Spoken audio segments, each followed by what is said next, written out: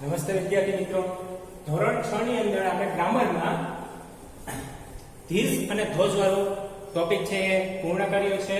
બરાબર છે.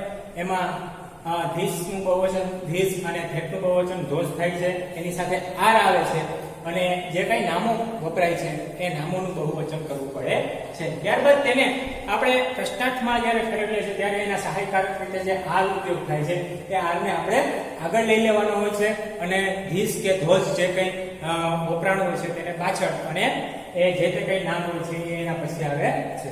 અને પ્રશ્નાર્થ વાક્યમાં પ્રશ્નાર્થ ચિહ્ન મૂકવું જરૂરી છે.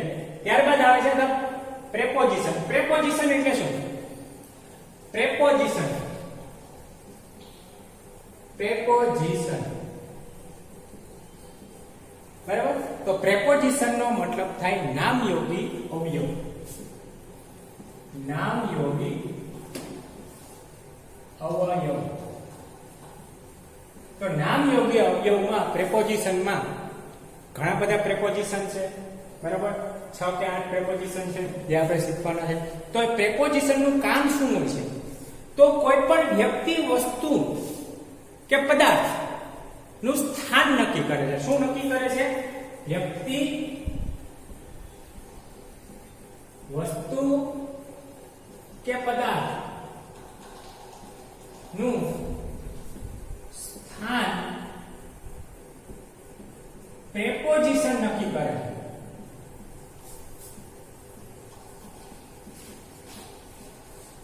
બરાબર. તો સૌથી પહેલા આપણે ઇન લેશું. ઇન ઇન એટલે અંદર. અંદર. ઇન એટલે અંદર. ક્લાસરૂમ ની અંદર. In the room. તો ક્લાસરૂમ ની અંદર એટલે એના માટે ઇન વપરાય. બરાબર. વિદ્યાર્થીઓ ક્યાં બેસેલા છે? તો કે ક્લાસરૂમ ની અંદર. તો વિદ્યાર્થીનું સ્થાન નક્કી કર્યું કે ક્લાસરૂમ ની અંદર છે, તો ઇન. એના માટે શું વપરાય? ઇન.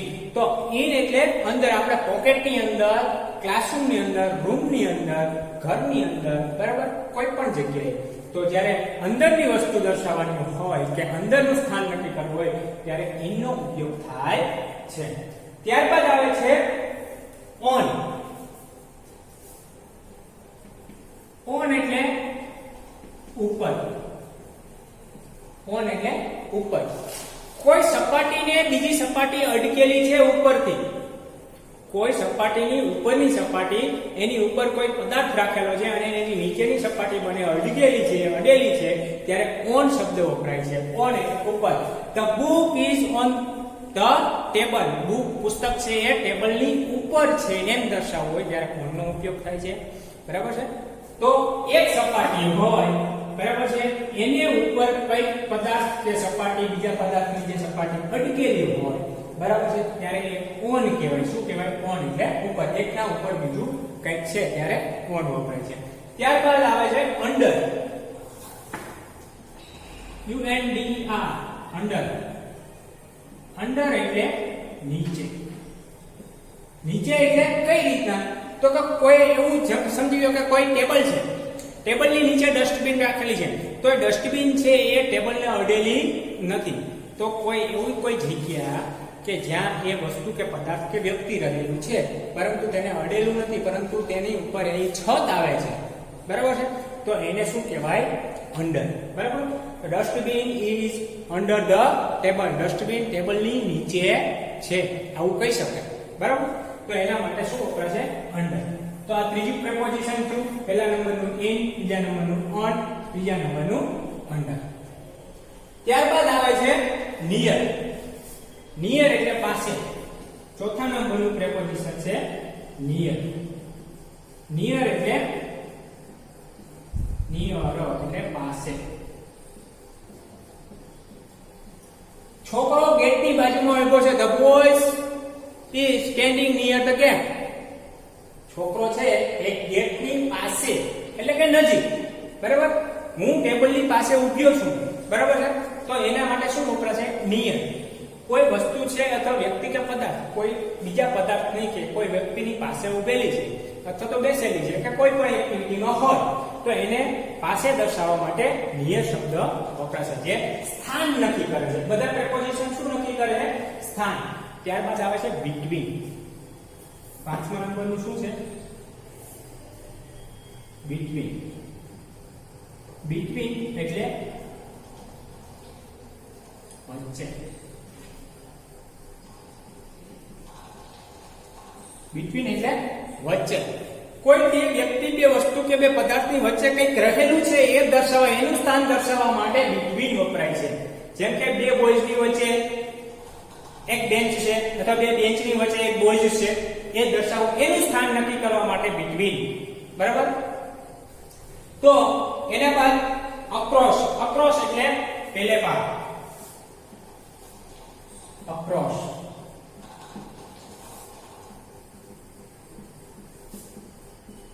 પેલે પાર. કઈક ઓળંગીને વાત કરવામાં આવે. જેમ કે રોડની પેલી બાજુ મારી સ્કૂલ છે, રોડની પેલી બાજુ અથવા તો નદીના પેલા કાંઠે મારું મકાન છે, મારું ઘર છે, તો એ નદી અથવા તો રસ્તાને અક્રોસ, રસ્તાની પેલી બાજુ આપણે, બરાબર, તો પેલે પાર, બરાબર, એ સ્થાન નક્કી કર્યું કે નદીની પેલી બાજુ મારું ઘર છે, એ સ્થાન નક્કી કર્યું અથવા તો રોડની પેલી બાજુ મારું સ્કૂલ કે ઘર છે એ સ્થાન નક્કી કરવા માટે અક્રોસ વપરાય છે. બરાબર? તો આ અલગ અલગ આપણે 6 છે એ પ્રેપોઝિશન જોયા. બરાબર છે? 6 પ્રકારના પ્રેપોઝિશન જોયા છે. તો હવે એ પ્રેપોઝિશન છે એ એના સ્થાન છે, એટલે સ્થાન માટે શેનાથી પ્રશ્ન પૂછાય છે? વેર. બરાબર? વેર થી જ પ્રશ્ન પૂછાય. સ્થાન માટે વેર થી. તો વેર થી જ જ્યારે જવાબ આપીએ ત્યારે આ પ્રેપોઝિશન એનો ઉપયોગ કરી શકીએ છીએ. તો જોઈએ આપણે એનો ઉપયોગ કરીએ, એનો કઈ રીતના ઉપયોગ થાય, વ્યવહારુ જીવનમાં કઈ રીતના ઉપયોગ થાય. બરાબર? સ્થાન નક્કી કરવામાં આવે. શું નક્કી કરવામાં આવે છે? સ્થાન. તો પ્રેપોઝિશન નું મુખ્ય કામ છે સ્થાન નક્કી કરવા. કોઈ પણ વ્યક્તિ, વસ્તુ કે પદાર્થ ક્યાં રહેલી છે તે દર્શાવવા માટે પ્રેપોઝિશન નો ઉપયોગ થાય છે. Where is the bird. આપણે કોઈ પક્ષી પિંજરામાં પૂરેલું હોય અને એવી રીતના પ્રશ્ન કરીએ કે વેર ઇઝ ધ બર્ડ. પક્ષી ક્યાં છે? બરાબર? તો પક્ષી પિંજરામાં પૂરાયેલું હોય, બરાબર છે, the bird is in the cage. બરાબર છે? એવી રીતના આપણે એનો જવાબ આપી શકીએ. The bird is in the cage. cage એટલે પિંજરું. બરાબર છે? વેર થી જ પ્રશ્ન પૂછાશે. સ્થાન માટે કેનાથી પ્રશ્ન પૂછાશે? વેર થી જ. વેર છે એ સ્થાન નક્કી કરે છે અને પ્રેપોઝિશન છે એ પણ સ્થાન નક્કી કરે છે. વેર છે એ સ્થાન જાણવા માટે છે અને પ્રેપોઝિશન છે એ સ્થાન દર્શાવવા માટે છે. બરાબર? તો અહીંયા આપણે ઇન નો ઉપયોગ કર્યો. ત્યારબાદ વેર થી બીજો પ્રશ્ન કરીએ. Where is the book. Where is the book. Book ક્યાં છે? બુક ટેબલ પર છે. બરાબર? તો તમને પણ આવડી ગયું છે. ધ બુક છે એ પહેલા લઈ લેવાનું, એટલે કે જે કોઈ નામ છે, કોઈ વ્યક્તિ, વસ્તુ કે પદાર્થ છે જેના વિશે પૂછેલું હોય તેને પહેલા લઈ લેશું. The book is on the table. Table પર છે. ક્યાં છે? ટેબલ પર. બરાબર? ટેબલની ઉપર. એટલે ટેબલની ઉપર જે પુસ્તક પડેલું છે એની જે નીચેની સપાટી છે એ અને ટેબલની જે સપાટી છે એની ઉપરની સપાટી બંને એકાબીજાને અડેલી છે, એટલા માટે આપણે ઓન વાપરશું. બરાબર છે? ત્યારબાદ ત્રીજા પ્રેપોઝિશન નો ઉપયોગ કરીએ. તમને ખબર હોય તો વૃક્ષો હોય. શું હોય? વૃક્ષો. તો વૃક્ષો છે એ આવી રીતના હોય તો એની છત છે, આપણે અહીં નીચે ઉભેલા હોય અથવા તો કોઈ પ્રાણી નીચે ઉભેલું હોય તો એની જે છત છે એ ઉપર અડતી નથી, છતાં પણ આપણે એમ કહીએ કે વૃક્ષની નીચે ઉભેલો છે. ક્યાં? વૃક્ષની નીચે. તો એના માટે અંડર શબ્દ વપરાય. શું વપરાય? અંડર. બરાબર? તો એના માટે એક એક્ઝામ્પલ જોઈએ. Where is the cow. ગાય ક્યાં છે? તો ગાય વૃક્ષની નીચે છે. બરાબર? એવું કેવું હોય તો ધ કાઉ ઇઝ અંડર. શું આવશે? Under the tree. વૃક્ષની નીચે છે. બરાબર છે? તો આવી રીતના આપણે પ્રેપોઝિશનનો ઉપયોગ કરી અને સ્થાન નક્કી કરી શકીએ છીએ. ત્યારબાદ કોઈ બોયઝ અથવા તો કોઈ પણ વ્યક્તિ વસ્તુ પદાર્થ કોઈની પાસે ઉભેલો હોય ત્યારે નિયર શબ્દ વપરાશે પ્રેપોઝિશનમાં. બરાબર છે. આના 3 પ્રેપોઝિશન, બાકીના પ્રેપોઝિશન જે આપણે જોઈએ આગળ એક્ઝામ્પલ દ્વારા. Where is the boy? કોઈ છોકરો છે એ દરવાજા પાસે ઉભેલો છે. બરાબર છે. તો એનો પ્રશ્ન કઈ રીતના બને અને એનો જે કઈ સ્થાન છે કઈ રીતના નક્કી થાય? તો વેર ઇઝ ધ બોય? છોકરો ક્યાં છે? તો કે ગેટ પાસે ઉભેલો. પાસે એટલે કે નિયર. પાસે એટલે કે નિયર. તો એનો જવાબ શું આવશે? The boy is near the gate. શું આવશે? Near the gate. બરાબર છે. તો આવી રીતના આપણે નિયર, અંડર, ઇન અને ઓન નો ઉપયોગ કરી શકીએ છીએ. ત્યારબાદ કોઈ બે વસ્તુ, બે પદાર્થ સમજી લો કે બે બસ છે. બે બસ છે. અહીંયા બે બસ આપેલી છે અને વચ્ચે કાર છે. શું છે? વચ્ચે કાર છે. બે બસની વચ્ચે કાર છે. તો આપણે એ બેની વચ્ચે એટલે બિટવીન, ની વચ્ચે, એનું ગુજરાતી શું થાય? બિટવીન ની વચ્ચે, ની વચ્ચે, બંનેની વચ્ચે આ કારને દર્શાવી હોય તો કેવો પ્રશ્ન બને અને એનો જવાબ શું મળે? એનું સ્થાન કઈ રીતના નક્કી કરીએ? તો પાંચમું એક એક્ઝામ્પલ જોઈએ. Where is the car? તો જવાબમાં શું આવશે? The car is between buses. શું થશે? બસોની વચ્ચે કાર છે. બરાબર.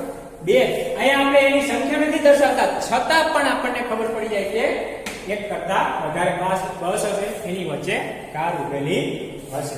બરાબર છે. બીટવીન.